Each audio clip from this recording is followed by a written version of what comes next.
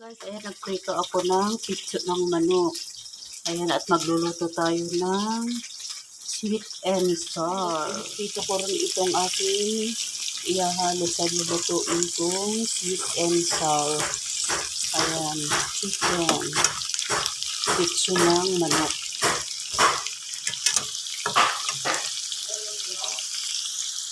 Gumawa na ako ng sauce ng lulutuin kong sweet and sour.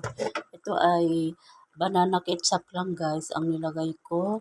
Tapos nilagyan ko siya ng oyster sauce, nilagyan ko siya ng sugar, at nilagyan ko siya ng ng vinegar.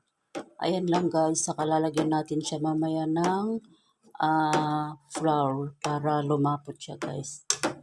Ayan, napakasimple lang gumawa ng sweet and sour guys.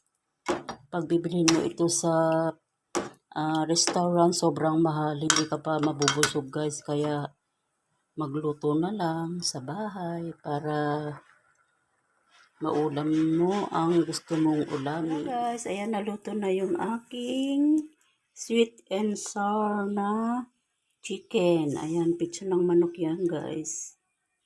Ayan ang aming dinner. Sweet and sour chicken. Ayan guys, thank you for watching. Bye.